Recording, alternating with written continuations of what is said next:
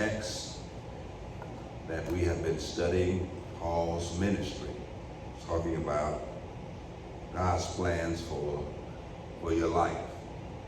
And we've been studying the life of the Apostle Paul.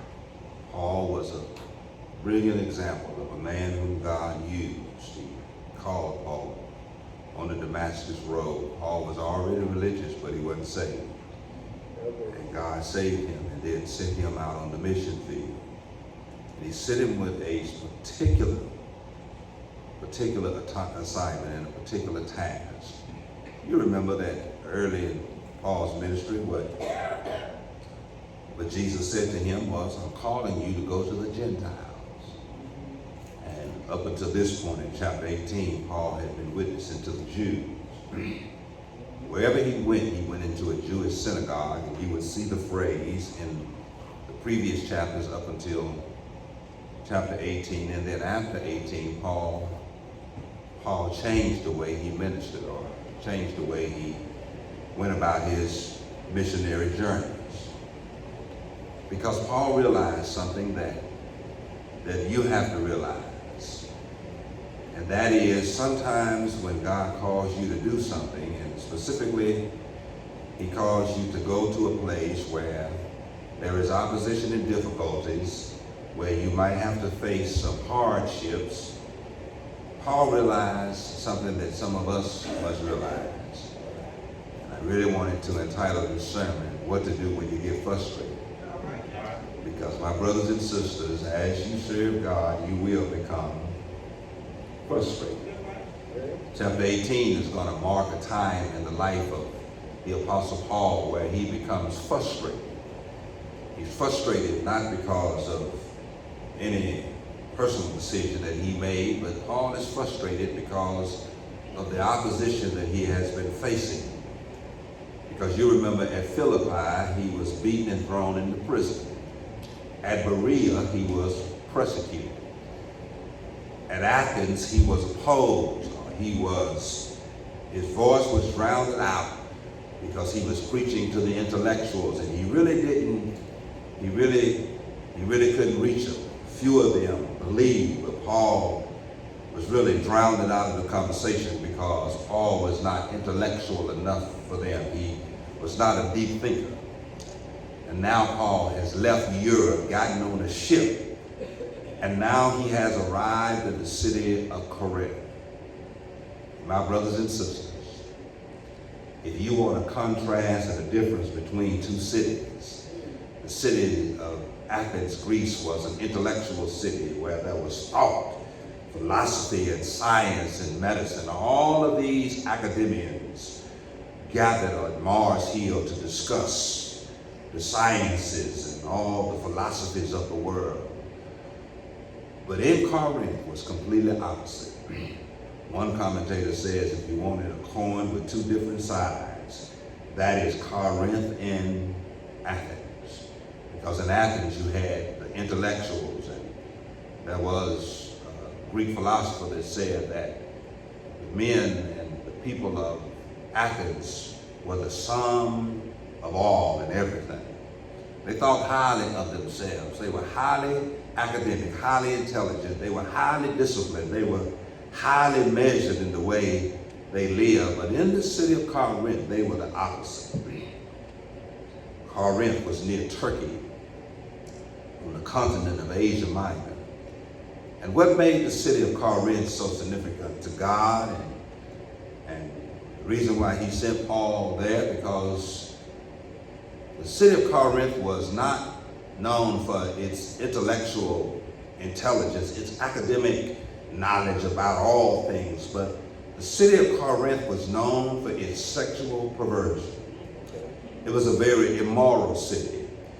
It was a coastal city. It was a coastal city. Whenever you came to the city of Corinth, you were sailing in, and you could sail in from two sides. It was a very cosmopolitan city. One commentator says it was like going to Vegas. It was like going to Vegas, and in Vegas, anything goes. And what happens in Vegas stays in Vegas. You do know that the city of Las Vegas is the only place where prostitution is legal. You can go to Vegas and do anything with anybody. If you want to understand the city of Corinth, Corinth was a ancient Las Vegas.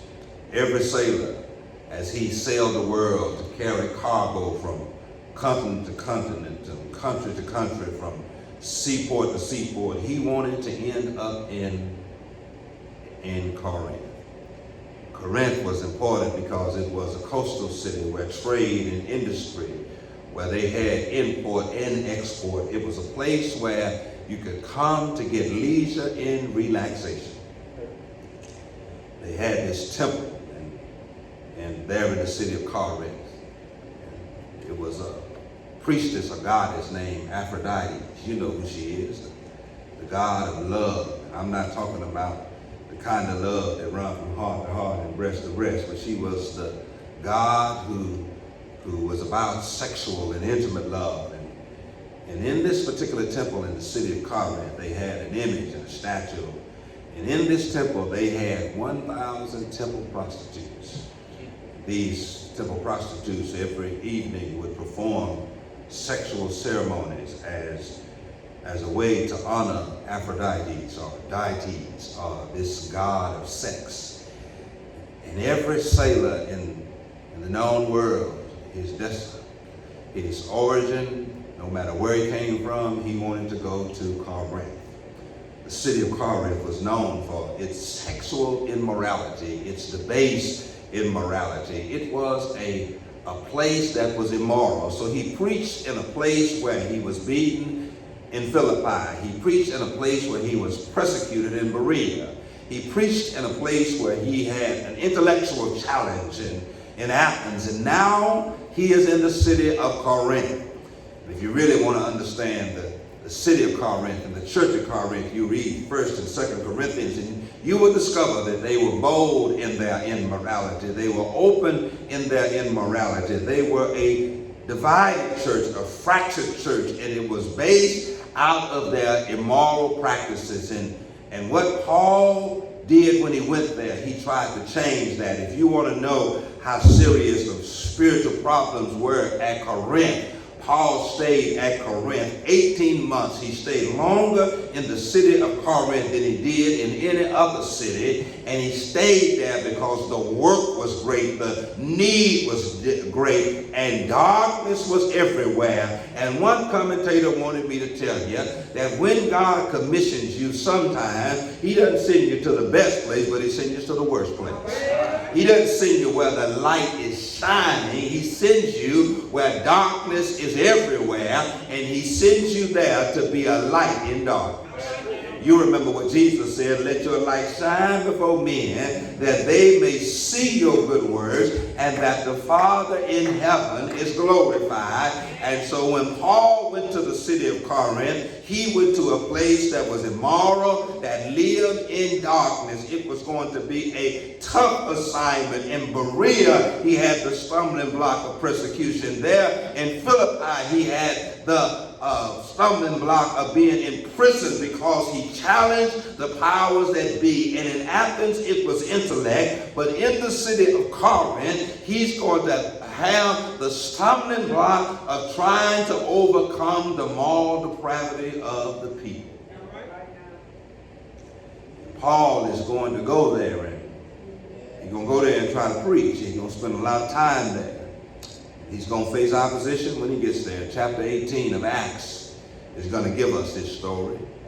I want to lift it up because he was frustrated. He became very frustrated because, as it is custom in every city he went into, the first place he went is to a Jewish synagogue, because he thought the Jews, the church, would be receptive to his preaching. And so he went into a Jewish synagogue, and whenever a visitor would come, they would open up the floor for him to preach or to speak or to make his argument.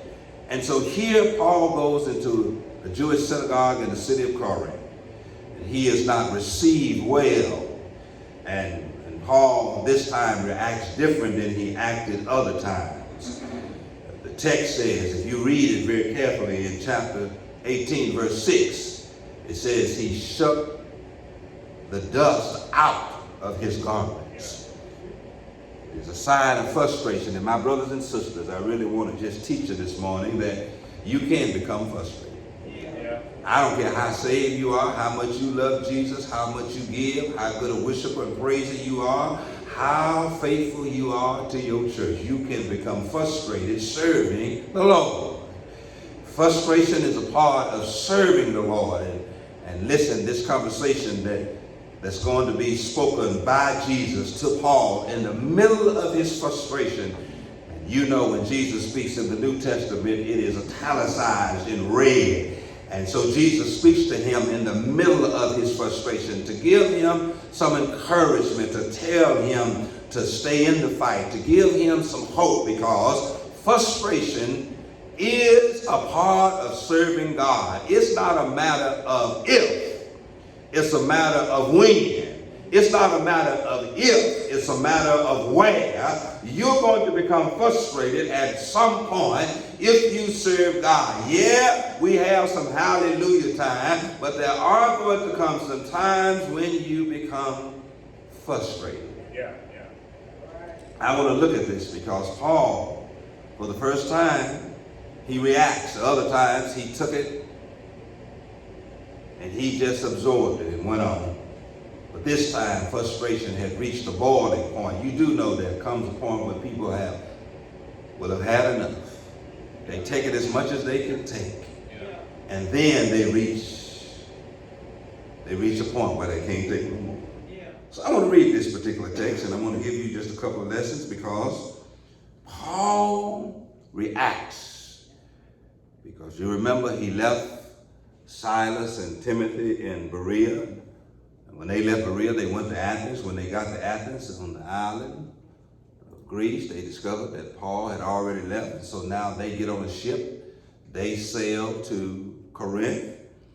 And when they get there, Paul begins his work. And Paul continues his work. And Paul sees that this particular group of Jews in the synagogue wasn't hearing him. So verse 6 says, but they opposed him and blasphemed. He shook the dust out. Some translations said he shook the dust off of his garments and said to them, your blood be upon your own heads. I am clean. I now will go on to the Gentiles. And some translations said, I'm going to preach to them. You reject Jesus, I'll take the message of Jesus to them. You may be seated. What an interesting text. What an interesting moment in the life of the Apostle Paul. A moment of frustration where he shook, in some translations, the dust out of his garments. He reaches a point of frustration. He's been on this for a while. He's on his second missionary journey.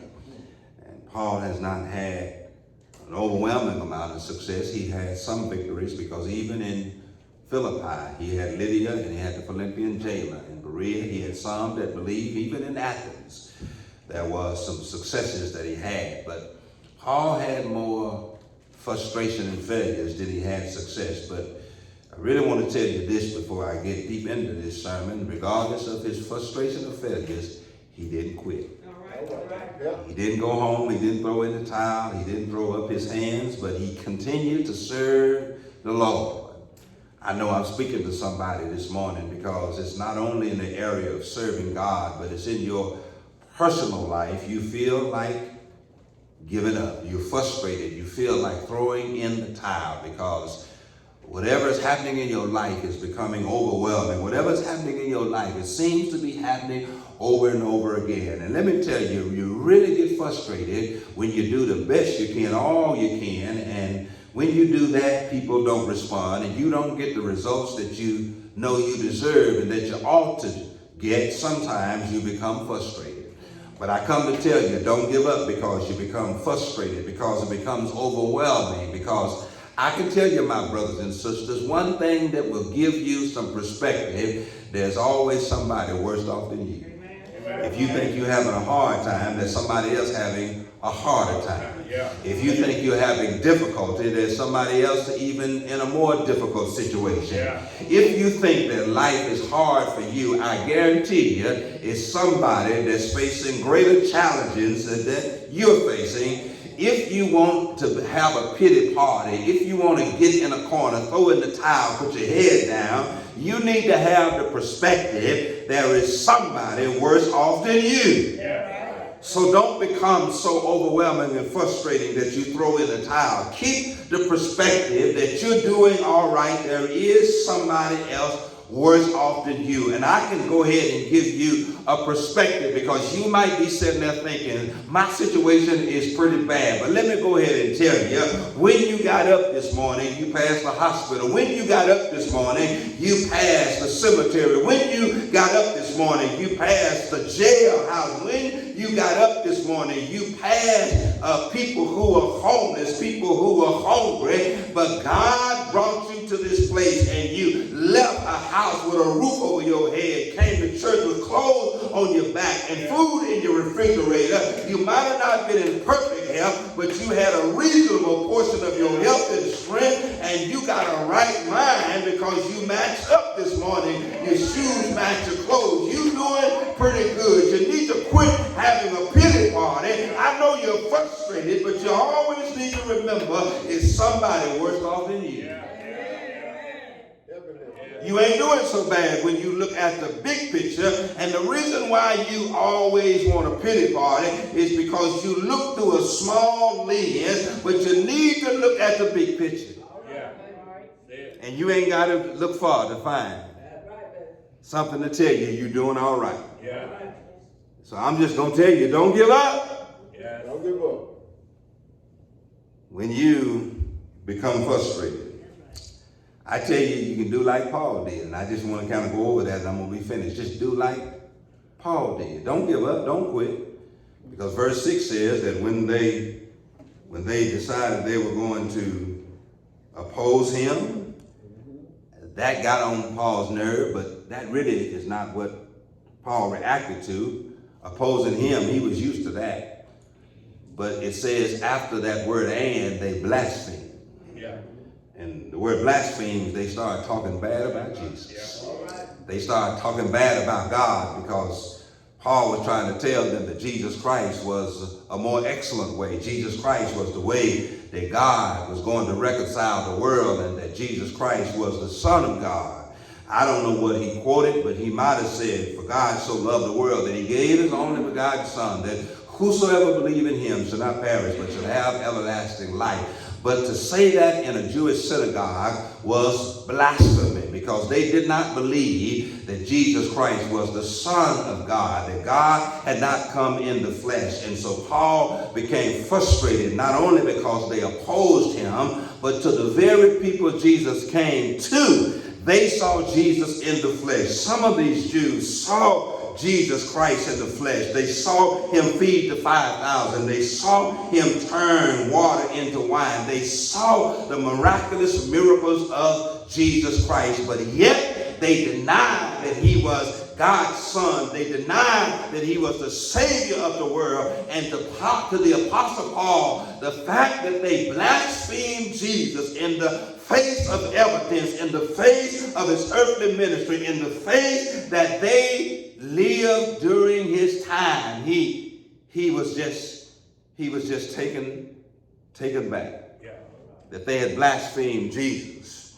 And you need to do what the Apostle Paul did. He says he took his garments and he shook the dust out of his garments. Some translations and other translations says he off of his garments. But the better translations is he shook them out. Because let me tell you, my brothers and sisters, sometimes you can get so soiled with frustration. It gets in your heart, it gets in your mind, it gets in your emotions, and you have to shake it out. It's more than just on. It's one thing to have something on your garment, and then to have dirt in your garment. If you have it in your garment, it's going to take a little more effort. It soils, it literally affects everything.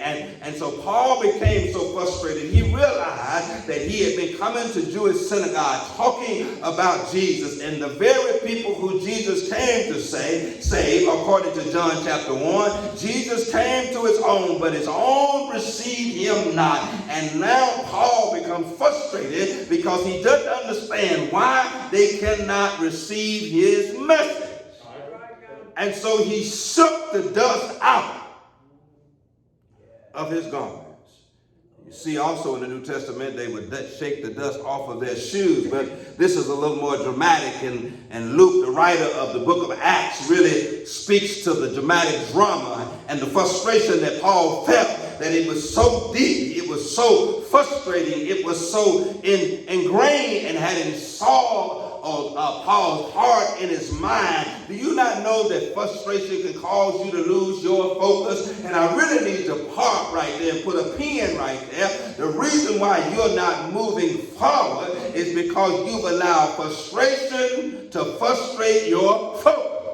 And you can never move forward. You can never progress. You can never move up. You can never be what God wants you to do when you are soiled with frustration.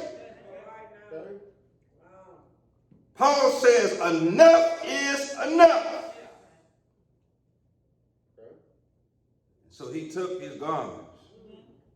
And really, one commentator says, boy, you want to get some dust off of you, you just kind of do that right there. That's because it's on you. But when it's in it, you want it.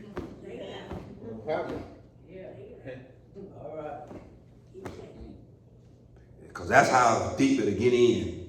Frustration to where you can't focus. You cannot move forward. It causes you to stay where you are instead of trying to move where you're going. And some people, you're stuck because you've allowed frustration, the frustration of life, the frustration of success hasn't visited you. It seems like you're not getting the result that you should get, and so you're frustrated, and frustration will cause you to lose your focus. And really what he says in verse 6, he says, your blood be upon your heads. And listen, what Paul was really saying, if you don't get it, it won't be because of me. It'll be because of your own stubbornness, because of your own hard-heartedness. And so many people don't realize that you are the worst enemy you have.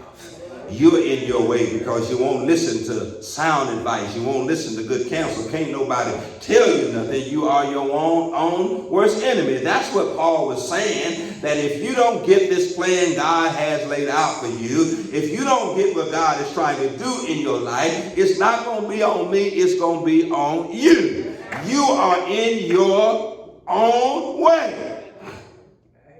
And the blood is not going to be on my hand. It's going to be on your hand. If you miss what God is trying to do in your life, I'm trying to tell you that he's trying to do it in your life. I'm trying to tell you where he's trying to take you. I'm trying to tell you what he's going to do. But you're rejecting me. You're opposing me and the message that he wants to give you direction. And he says, if it don't work, it's on you. The blood ain't going to be on my head. It's going to be on your head. Because he says, I'm clean. And boy, let me tell you, I need to go ahead and stop parenthetic and explain to you. He just shook the dust out of his garments. When he got all the dust and the dirt out, he put it back on and said, now I'm clean. And boy, if I had time, I'd explain to somebody, you need to drop your emotions, your heart, and your mind off at the dry cleaners.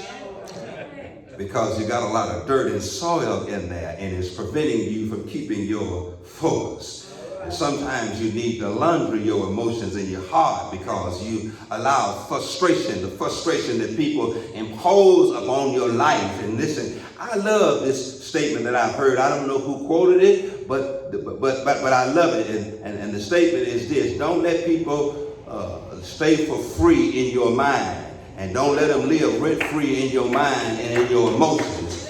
rent free. In other words, they worry you. They always on your mind. They frustrate you. They always throwing stumbling blocks. And listen, you ain't charging them nothing. They ain't getting nothing. They ain't giving you nothing, but they taking everything. And then one of my favorite books is Essentialism. And Essentialism it said, don't let people hijack your time with their priorities, because they will flood your life with a whole lot of things that mean nothing in the end, and you ain't gonna get nothing dealing with other people's mess.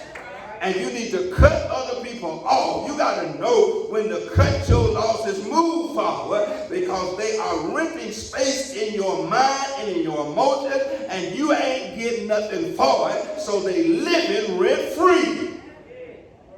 You got to know when to clean house. And Paul says, I'm finna clean house. I'm sick of y'all. I'm sick of y'all. I'm trying to show y'all a better way, a more noble way, a godly way, God's path for y'all life, and y'all keep opposing me. You keep blaspheming and dogging out Jesus, and you keep blaspheming God. He says it's on your head. He says, I am clean. And then I need to really explain to you what he says in the very last sentence in verse 6, because I'm going to recommend that some of y'all do this. This is what you need to do when you run into opposition, when frustration causes you to lose your focus. You got to know when to pivot. You got to know when to change directions. You got to know when to do something different or try something new. Because listen, you know what the pastor's favorite quote is. If you always do what you've always done, you'll always have what you've always had. And if you want what you've never had, you got to do what you've never done. You got to know when to change directions. You got to know when it's time to do something different, to get a different audience, a different set of friends. You got to know when it's time to change, to pivot. And Paul says in this particular text, I am no longer going to let the Jews be my focus of my mission. It doesn't mean that he hates the Jews, that he doesn't want them to be saved, because he says in Romans, my heart desire and I pray that Israel is that they might be saved. But at this moment, he says, I'm shifting the focus from the Jews to the Gentiles. I'm going to some bodies who will receive and appreciate my message. They're not a part of the household of Israel, but they're going to at least receive me. He says, I'm fixing to pivot, I'm fixing to change, I'm fixing to go in a different direction, I'm fixing to do something new. But you got to remember, that's why God called him in the first place. Because he says in that earlier chapter in verse 10 in Acts, he says, I'm calling you to go to the Gentiles. And sometimes God has to prove to you why he wants you to do what he wants you to do, even though you want to do something else. Because his heart and desire that was that Israel is that they might be saved. And God let him go ahead and go to the Jews and first try to give them the gospel, but Paul was going to have the same problem Jesus was when it says in John chapter 1, he came to his own, but his own received him not. But as many as received him, gave he the right to be called the sons and daughters of God. You got to know when to pivot, when to change. And Paul says, listen, from now on, I will go to the Gentiles. Verse 7 says he departed the synagogue and went next door and entered into the house of Justus, one who worshiped God, whose house was next to the synagogue. And somebody who was the chief ruler at the synagogue decided, man, listen, they done ran Paul out of this synagogue. And I heard he was over at Justus' house. And they over there having church. And so the ruler of the synagogue said, I'm going to go over here and see what they talking about. Yeah.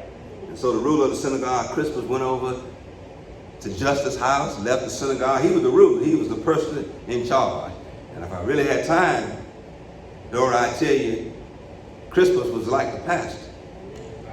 The pastor said, these folk ain't right. I'm leaving.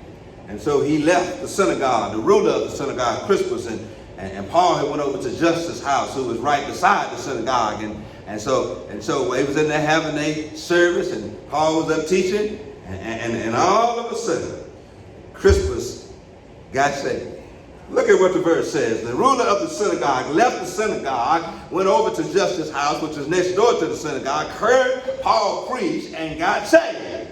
Now, Crispus couldn't get saved at the church.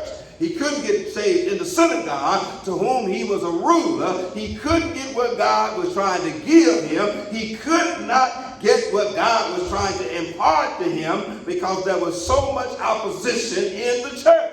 But when he left the church, went to Justus' house, and heard the same Apostle Paul in a different setting, he got the message. You got to see that in the text. Because that's absolutely incredible that at the synagogue, to where he was in charge, he heard Paul, but he didn't hear Paul. But when he left the synagogue, went to Justus' house, the same man was preaching.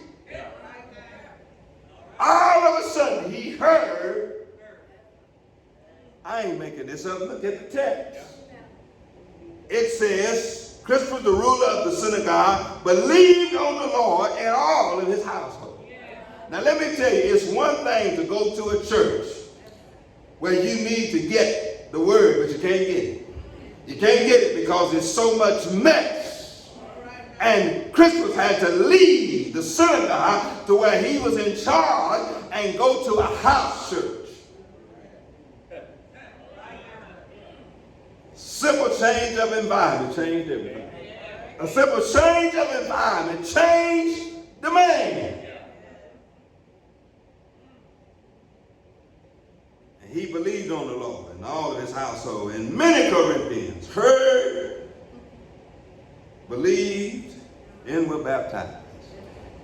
If I had time, I'd stop and explain to you, Ms. Moore, that it was very interesting that at the synagogue, they didn't have no increase of growth. But right beside the synagogue, Justus opened his house to the Apostle Paul, and the ruler of the synagogue, he believed in his whole household. And now what the text says is many heard, believed, and were baptized. Because let me tell you, God can do a miracle.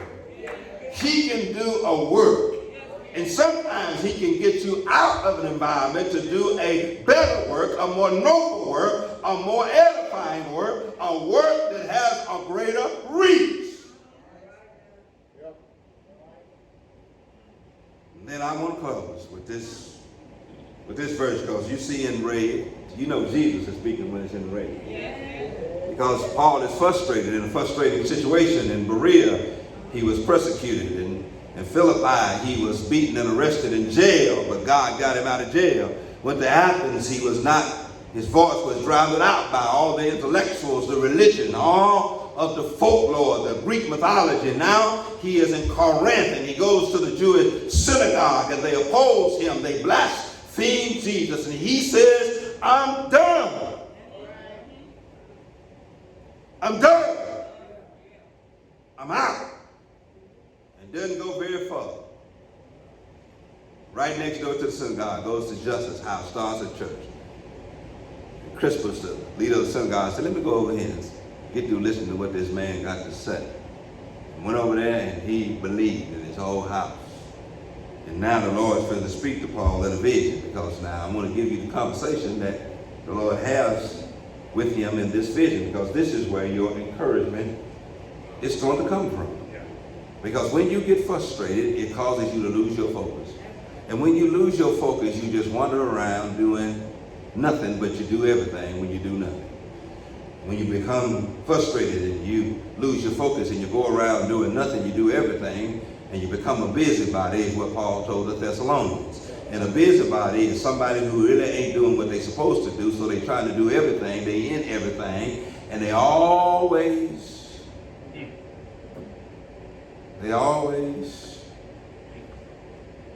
involved in stuff that have nothing to do with it.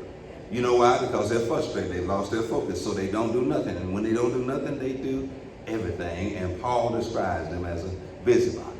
Now, this is usually a trait ascribed to women, but men can have busybody mentality too. Because they're not focusing on what they ought to focus on, they try to focus on nothing. But when they don't focus on nothing, they try to focus on everything. And when you try to focus on everything, you really ain't doing nothing. I wish I had time to explain to you. Don't lose your focus. Because when you lose your focus, you will sit and do nothing.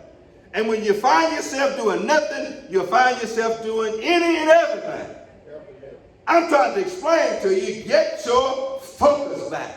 Don't allow frustration to take over. Cleanse yourself from frustration. Take yourself through a spiritual washing.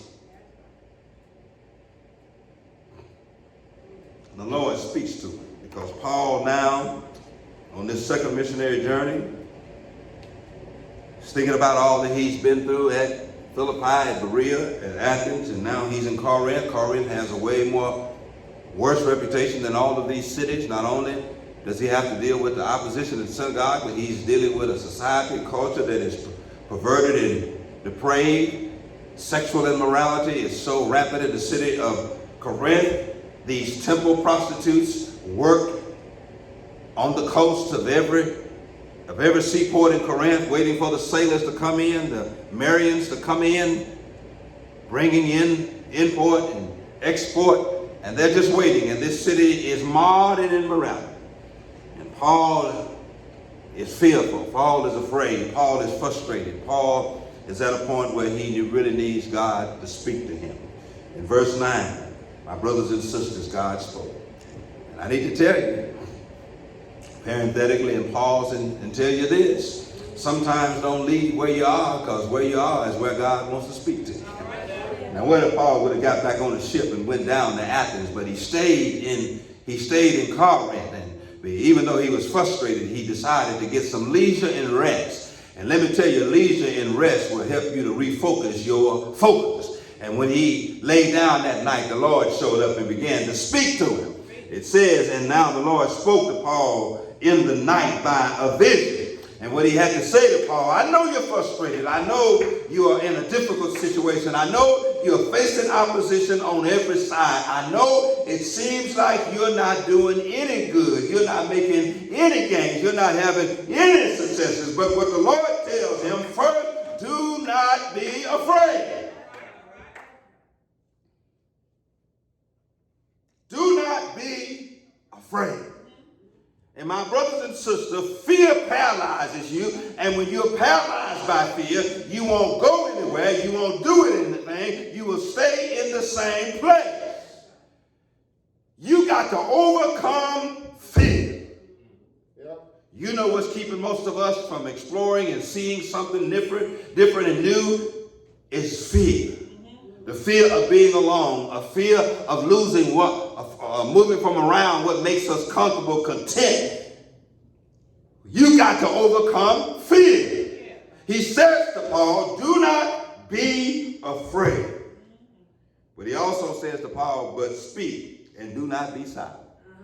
And let me tell you, don't let people, Paul's giftedness was the way he spoke. We saw that in Athens. He was very articulate. He was a great representative and mouthpiece for God. And God didn't want him to be quiet. And my brothers and sisters, there's a whole lot of folks want you to be quiet. They've been trying to shut you up for years. They think they know more than you. They can speak better than you. They are better instruments of wisdom and knowledge than you. But let me tell you, don't let people silence you. Don't let people shut you up and shut you down. Speak. Your voice. Stand up. He says, don't be afraid. He says, speak. And then he gives them so enough words of comfort. He says, well, I'm with you. Now, I'm telling you, when you get frustrated and people cause you to lose your focus, remember that the Lord is with you. And man, you're talking about a statement filled with a lot of content. Because I take one pill in the morning. It's called one a day. I'm 55 now, so I know what it's like not to have the energy of a 40-year-old. Now I'm 55, and I need a one a day. And in that one a day tablet is so many nutrients, vitamins, and supplements to help me get that little boost of energy. That small pill can make a big difference. And in this statement, when God says to him, through Jesus Christ, I am with you, that is power-packed with a whole lot of resources. Now you read this one statement. He says, I am with you. Listen, I would start shouting if I was Paul and I just heard the word I am. Because the I am is the one that got them out of Egypt. I am is the one that parted the Red Sea. The I am is the one that defeated Pharaoh. And if the I am is with you, he's more than the whole world against you. I mean, it ain't like Stan saying he with me. Stan, like me, he's a human. He's fallible. He has certain abilities. His eyes can only see so much. His ears can only hear so much. His feet can only go so many places. But the God who says to Paul, I'm with you, he's everywhere at the same time. He ain't got to leave nowhere to go nowhere, because where he's going, he already is.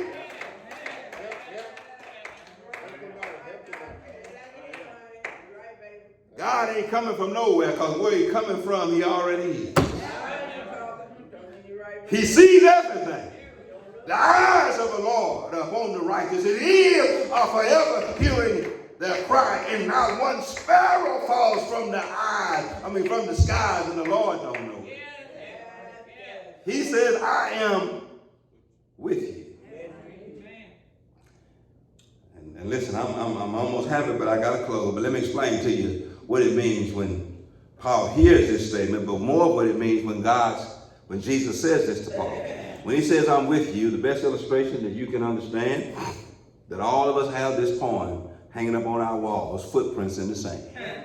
Footprints in the sand. The man said to God, I saw your footprints when I was going through life, and I faced some challenges in life, but there came a time when I was facing the most difficult challenge in my life. I didn't see but one set of footprints. And you know what the Lord told him? When you saw two, I was walking with you. But when you didn't see but one, I was carrying you. That's what it means when it says, I am with you. When you get to a point when life becomes so difficult for you, he'll pick you up and carry you. He will take you through the storms. He will go into the fiery furnace with you. He will go into the lion's den with you. He said to Paul, I am with you. Amen. Yep. And then he said this, no one will attack you. Yes, Lord. Thank you. And no one will hurt you. Amen. And I really need to explain that to you, because don't you misinterpret. Because see, if you Kojic or part of the prosperity movement, you'll think ain't nothing gonna happen to you. But see, you got to read this in the interpretation of the scriptures, where it says, no weapon formed against me shall prosper. It don't mean that weapons ain't gonna come. They just ain't gonna prosper. When it says, touch not my anointed one, do my prophet no harm, don't mean that it ain't gonna be attacked. But God gonna be able to fight off the the attacks of the enemy. That listen, the fiery darts of the devil can be shot, and you might be hit by some, but in the end, you're gonna still be standing. It means you will be attacked. But listen, they ain't gonna hurt you so you can't work for me. They ain't gonna hurt you where you can't win. They ain't gonna hurt you so you won't be victorious.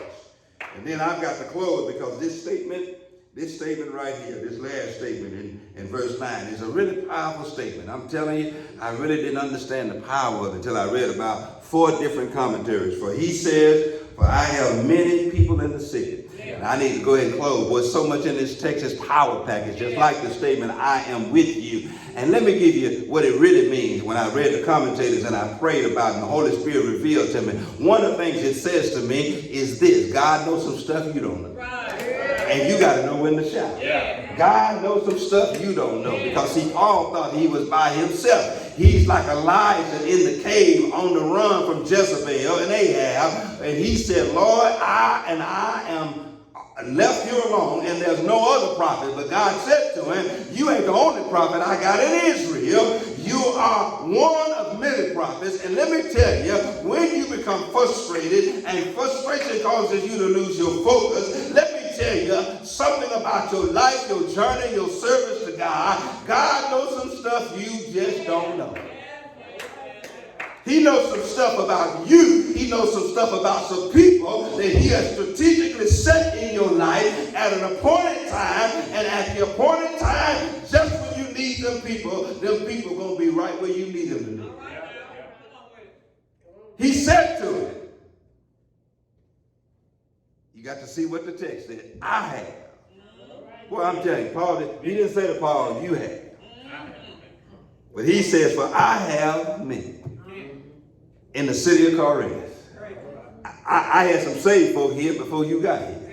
I had some people strategically set in Corinth that were going to aid you, and we know that's true because he is fixing to run into some folk.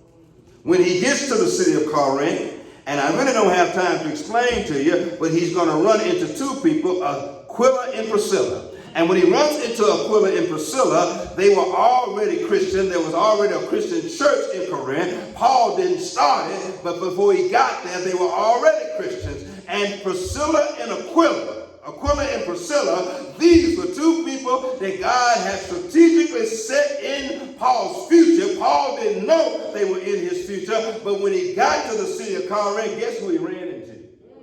Aquila and Priscilla. And guess what? They were tent makers just like the Apostle Paul. And Paul needed a way to make a living until he got back on his preaching tour. And so he partnered with them, and they were able to form a great friendship.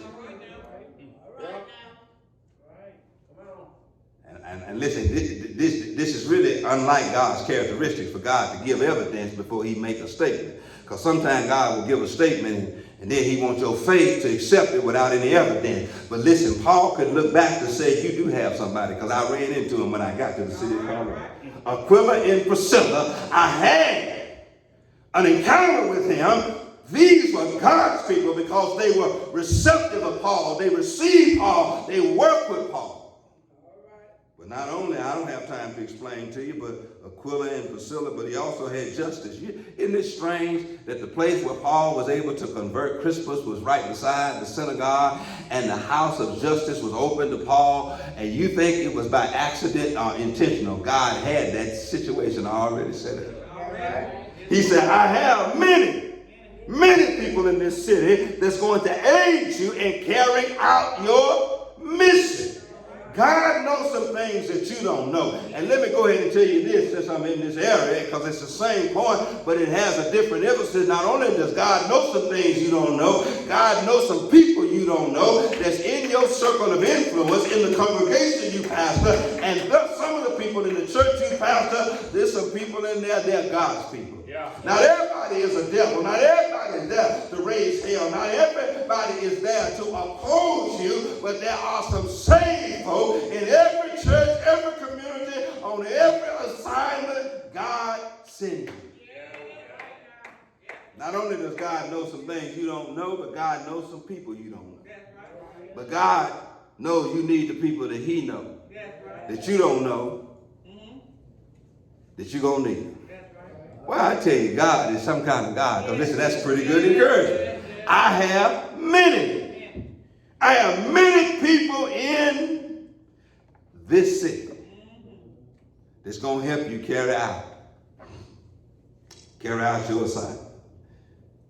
And see, listen, this is why Paul was able to accept the assignment in Corinth, even though it was difficult, even though it was hard. Look what the next verse says.